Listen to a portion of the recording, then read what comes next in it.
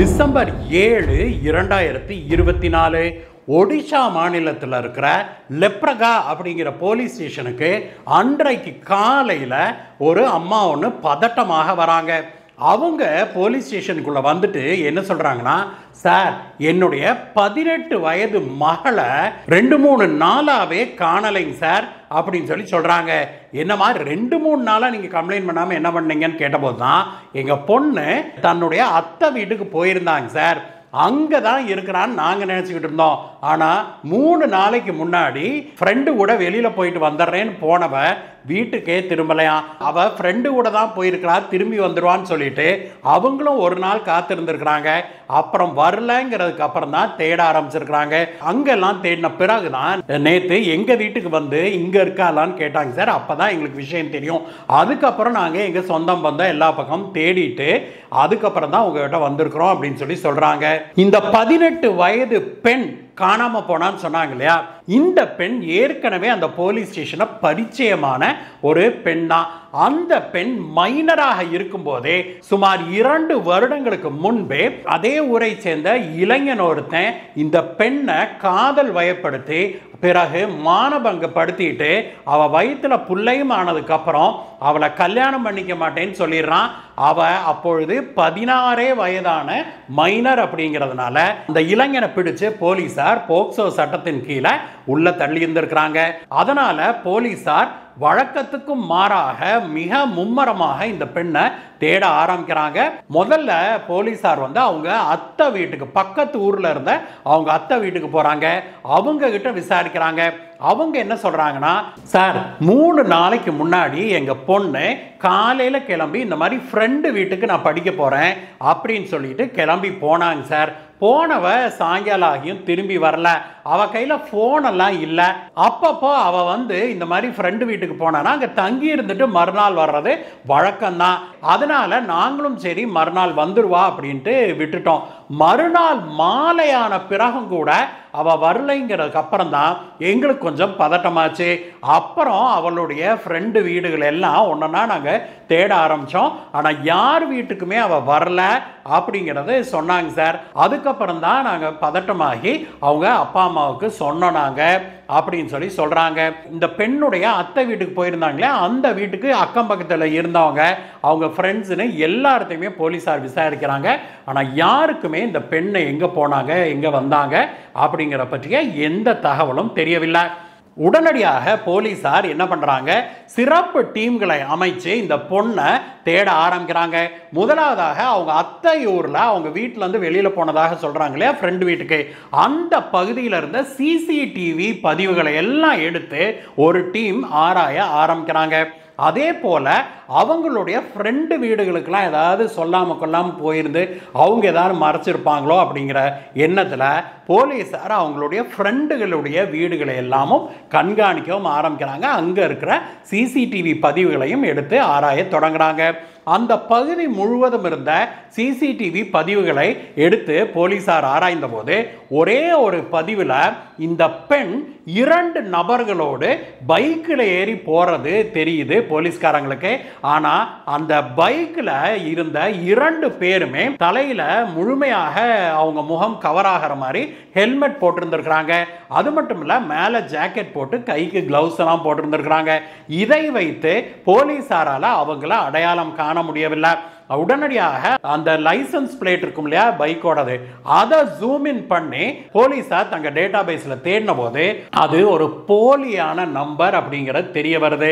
யாரோ திட்டமிட்டு தான் இந்த பெண்ணை கடத்திட்டு போயிருக்கிறாங்க அப்படின்னு ஒரு பக்கம் போலீஸார் நினைத்தாலுமே கூட, இன்னொரு பக்கம் பார்க்கும்போது இந்த பொண்ணு தன்னுடைய முழு சம்மதத்தோட தான் இந்த பைக்ல ஏறி போறாங்க அப்படிங்கிறதும் தெளிவாக தெரியுது.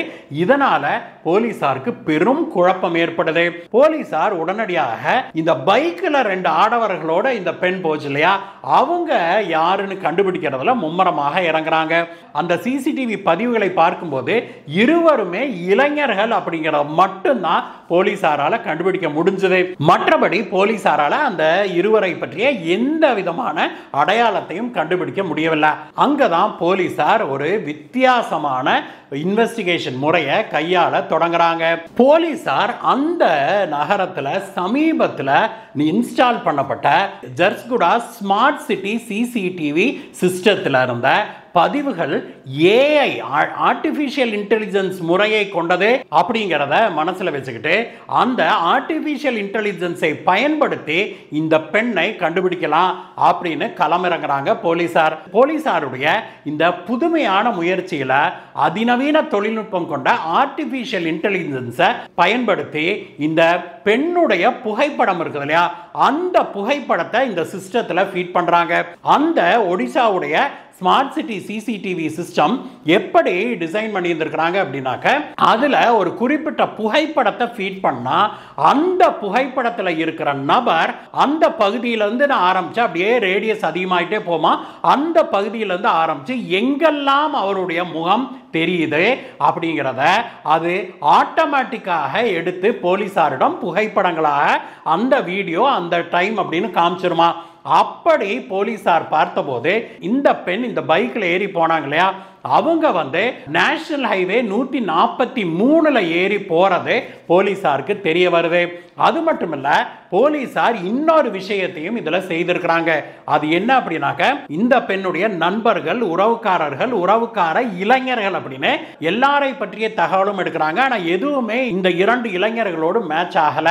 அப்படிங்கிறதுனால போலீசார் என்ன பண்றாங்க, இந்த பெண் ஏற்கனவே ஒரு முறை பாலியல் வன்கொடுமை செய்யப்பட்டிருந்தார் இல்லையா, அந்த பாலியல் வன்கொடுமை செய்த போது அந்த பெண் தன்னை பாலியல் வன்கொடுமை செய்த அந்த இளைஞன் இருக்கான் இல்லையா, அந்த இளைஞனை பற்றிய விவரிப்பை தெளிவாக விவரமாக சொல்லியிருந்திருக்கிறாங்க. அந்த இளைஞனுடைய பெயர் குன்னு கிசான் அப்படின்னும் அவனுடைய ஊருகீர் எல்லாமே டீட்டெயில இருந்திருக்குது இல்லையா. அந்த இளைஞனுடைய உடல்வாகு, ஹைட்டு, வெயிட்டு, உடல்வாகுக்கு இந்த சிசிடிவி பதிவுகளில் பதிவான இந்த பைக் ஓட்டுறவன் பின்னாடி உட்கார்ந்துருந்தான் இல்லையா, இவங்களுடைய உடல்வாகுக்கு ஒத்து போகுமா அப்படின்னு அந்த ஆர்டிஃபிஷியல் இன்டெலிஜென்ஸ் சிஸ்டம்ல போலீசார் ஃபீட் பண்ணிய போது அந்த பைக்கை ஓட்டிக்கிட்டு போனது இந்த குன்னு கிசானாக இருப்பதற்கு ஹை ப்ராபபிலிட்டி இருக்குது அப்படின்னு சொல்லி அந்த ஆர்டிஃபிஷியல் இன்டெலிஜென்ஸ் சிஸ்டம் சொல்லுது. உடனடியாக போலீசார் பம்பரமாக களத்தில் இறங்குறாங்க. இந்த குன்னு கிசானுடைய சொந்த ஊர் அங்க பக்கத்தில் இருந்த ஒரு கிராமம். அந்த ஊருக்கு அங்க போய் அவனை பற்றி விசாரிக்கிறாங்க. அவன் ஊர்ல தான் இருந்திருக்கிறான். அவனை அலாக்காக தூக்கிட்டு வர்றாங்க. இங்க அவனை உள்ள வச்சு விசாரித்த போது முதல்ல தனக்கு எதுவுமே தெரியாது அப்படின்னு தான் வழக்கமான ஒரு கிரிமினலை போல ஆரம்பிக்கிறான். போலீசார் இவனை பற்றி தெளிவாகவே விசாரிச்சிருந்திருக்கிறாங்க. ஏற்கனவே இவன் போக்சோ சட்டத்தில் ஜெயிலுக்கு போனான் இல்லையா, 2023 ஜெயிலுக்கு போனவன் ஒரு சில மாதங்களுக்கு முன்பு தான் இவன் ஜெயில இருந்தே வெளியில வந்திருக்கிறான். ஜெயில இருந்து வெளியில வந்த பிறகு இந்த பெண்ணை தொடர்பு கொண்டையா அப்படின்னு கேட்டபோது இல்லைன்னு சொல்லியிருக்கிறான். ஆனா போலீசார் இவனுடைய செல்போன் ரெக்கார்டை எடுத்து ட்ராக் பண்ணி பார்த்தபோது அந்த செல்போன் ரெக்கார்ட்ல இந்த பெண்ணுடைய அம்மாவுடைய போனுக்கு அடிக்கடி போன் வந்திருக்கிறது தெரிய வருது. உடனடியாக போலீசார் யார்கிட்ட பேசினேன் அப்படின்னு கேட்டபோது அந்த பொண்ணுகிட்ட தான் நான் பேசினேன் அப்படிங்கிறத ஒத்துக்கொள்றான். அதே போல அந்த பெண் காணாம போனா இல்லையா, அந்த கடைசி 2-3 நாட்கள் இவன் அந்த பொண்ணு அவங்க அத்தை வீட்டில் தங்கியிருந்தா இல்லையா, அவங்க அத்தை பொண்ணுக்கு ஒரு போன் இருந்திருக்குது.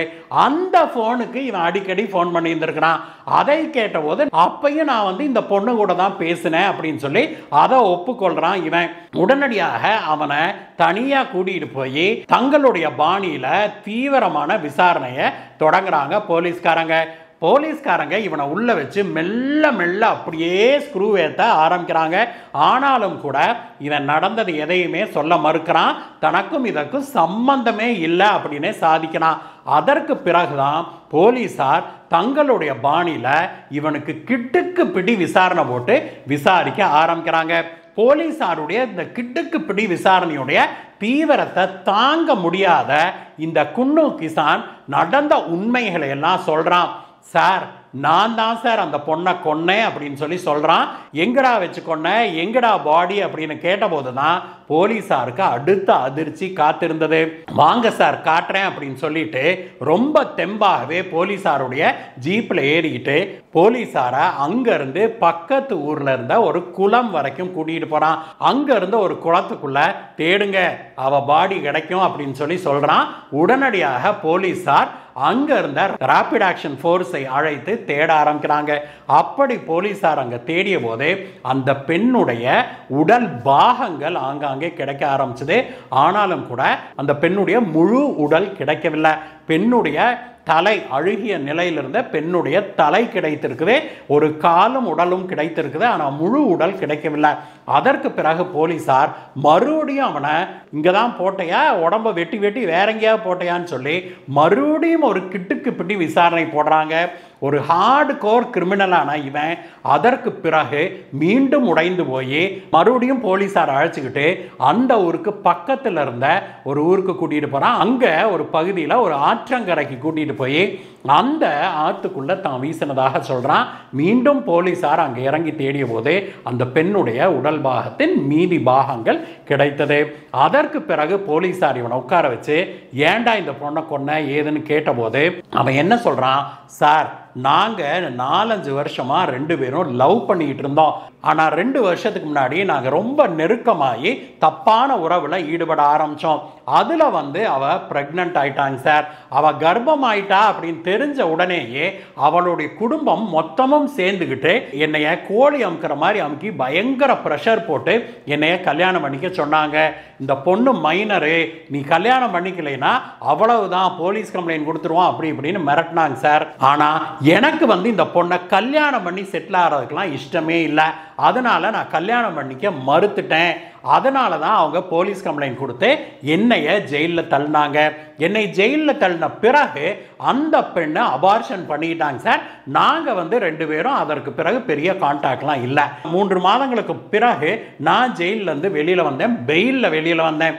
என்னுடைய லாயர் என்ன சொன்னார்னா, அந்த பொண்ணு நாங்கள் லவ் பண்ணி தான் நாங்கள் உடல் உறவு வச்சுக்கிட்டோம், என்னுடைய சம்மதத்தின் பேரில் தான் வச்சுக்கிட்டோம் சொன்னால் நான் தப்பிச்சிருவேன், இல்லைன்னா மறுபடியும் என்னை பிடிச்சி ஜெயிலில் போட்டுருவாங்கன்னு அவர் சொன்னார்.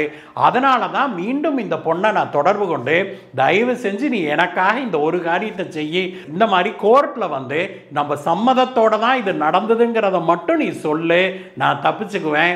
அதுக்கு பிறகு நான் உன்னை எந்த வகையிலையும் நான் தொந்தரவு பண்ண மாட்டேன் அப்படின்னு எவ்வளவோ கேட்டு பார்த்தேங்க சார். அவன் மாட்டேன்னே சொல்லிட்டா. அதுக்கப்புறம் தான் ஒரு ஐடியா பண்ணேன். இந்த மாதிரி கெஞ்சி கூத்தாடினாலாம் இவகிட்ட வேலைக்கு ஆகாதுன்னு ஒரு முடிவுக்கு வந்தேன். அதுக்கு பிறகு கடந்த ஒரு 1.5 மாதமா மீண்டும் இவளை சின்சியரா லவ் பண்ற மாதிரி ஒரு நாடகம் ஒன்று போட்டாங்க சார். அந்த நாடகத்தை இவ உண்மைன்னு நம்பிட்டா. அதற்கு பிறகு நாங்க அவ்வப்போது எங்கேயாவது சந்திக்கவும் தொடங்கினோம். அந்த வகையில தான் அவங்க அத்தை வீட்டுக்கு அவ போயிருந்த போது சில நாட்களுக்கு முன்பு வெளியில வா நாம எங்கேயாவது போலான்னு சொல்லி நான் பைக் எடுத்துக்கிட்டு வந்தேன். கூட என் ஃப்ரெண்டும் வந்திருந்தான். அவ எங்க கூட பைக்ல ஏறிக்கிட்டு வந்தாங்க சார். நாங்க அமைதியா ஒரு இடத்துல போய் உட்கார்ந்து பேசலாம்னு சொல்லி இவளை தற்காலி ஊருக்கு கூட்டிட்டு போய் அங்க இருக்கிற அந்த கொலக்கரையில் உட்கார்ந்து நாங்க பேசிட்டு இருந்தோம். அப்பொழுது மீண்டும் மீண்டும் இவகிட்ட காலில் விழாத குறையாக நான் கெஞ்சினேங்க சார், ஒரே ஒரு தடவை எனக்காக இந்த ஹெல்ப் பண்ணு, நீ நம்ம சம்மதத்தோட தான் இது நடந்ததுன்னு சொன்னீங்கன்னா என் வாழ்க்கை தப்பிச்சுக்கும், இல்லைன்னா நான் வாழ்க்கை பூரா ஜெயிலில் இருக்கிற மாதிரி ஆயிரமாட்டிருக்குது, என்னால் ஜெயிலில் முடியல அப்படின்னு சொல்லி எவ்வளவோ கேட்டும் கூட அவ புடிவாதமாக மாட்டேன்னு சொல்லிட்டா. இந்த மாதிரி இவ மாட்டேன்னு சொன்னானா அவளை அப்படியே கொண்டு போட்டுறது அப்படிங்கிற திட்டத்தோட தான் நானும் என்னுடைய ஃப்ரெண்டும் அன்னைக்கு முடிவு செய்திருந்தோம். நாங்கள் கிளம்பும் போதே எங்களுடைய பைக்குடைய நம்பர் பிளேட்டை மாற்றிட்டோம், டூப்ளிகேட் நம்பர் போட்டுட்டு. அதற்கு பிறகு நாங்கள் எல்லா இடத்துலையும் சிசிடிவிலலாம் சிக்கிடக்கூடாதுங்கிறதுக்காக ஹெல்மெட் எல்லாம் மாட்டிக்கிட்டு தான் வந்தோம். இன்னும் சொல்ல போனால் பைக்கில் ஒட்டி இருக்கிற ஸ்டிக்கரை வைத்து கண்டுபிடிச்சிடுவாங்க போலீஸ்காரங்க அப்படிங்கிறதுக்காக நாங்கள் ஸ்டிக்கரைலாம் மாற்றி ஒட்டினோம். இருந்தாலும் கூட போலீஸார் எங்களை கண்டுபிடிச்சிட்டாங்க அப்படின்னு சொல்லி இவன் சொல்றான். அவளை கூட்டிகிட்டு இந்த கொலக்கரைக்கு எவ்வளவோ கெஞ்சியும் கூட அவ என்னை காப்பாற்ற மறுத்ததுனால இனிமேலும் இவளை விட்டு வைக்கிறதுல அர்த்தம் இல்லை அப்படின்னு நான் ஏற்கனவே கையில் கொண்டு வந்திருந்த ஒரு பெரிய கத்தி எடுத்து அவ கழுத்தை அறுத்தேன். என் ஃப்ரெண்டு அவளை பின்னாடி இருந்து இறுக்கி பிடிச்சுக்கிட்டான், நான் தான் கழுத்தை அறுத்தேன், கழுத்தை அறுத்து கொஞ்ச நேரத்திலே அவள் உயிர் போயிருச்சுங்க சார். அதுக்கப்புறம் தான் உடலை முழுசா போட்டா அடையாளம் கண்டுருவாங்க போலீஸ்காரங்க அப்படிங்கிறதுனால உடலை பாட்பாட்டா வெட்டி கொஞ்சம் அங்கே இங்கேயுமா வீசிடலான்னு ஒரு முடிவுக்கு வந்தோம். இதே இடத்துல உட்காந்து தான் நாங்கள் கை வேற கால் வேற உடல் வேறைய தலை வேறைன்னு வெட்டினாங்க சார். அதுக்கப்புறம் ஒரு சில பாகங்களை இங்கே குளத்துல போட்டு ஒரு சில பாகங்களை எடுத்துக்கிட்டு போய் பக்கத்து ஊர்ல இருந்த அந்த ஆற்றுல வீசிட்டோம் அப்படின்னு சொல்றான். உண்மைகளை எல்லாம் அவன் ஒப்புக்கொண்ட பிறகு போலீசார் அவனை பிடிச்சு ஜெயிலில் போட்டிருக்கிறாங்க. நண்பர்களே, 13 வயது கவர்ச்சி எவ்வளவு ஆபத்தானது. இந்த டீனேஜில் வர்ற இன்ஃபாச்சுவேஷனை உண்மையான காதல் அப்படின்னு நினைச்சு எல்லை மீறுகிற பல மைனர்களுக்கு இந்த வழக்கு ஒரு எச்சரிக்கையாக இருக்க வேணும். இந்த வீடியோவை பற்றிய உங்களுடைய கருத்துக்களை சொல்லுங்கள் நண்பர்களே. மீண்டும் உங்களை வேற ஒரு வீடியோ சந்திக்கிறேங்க. பாய்.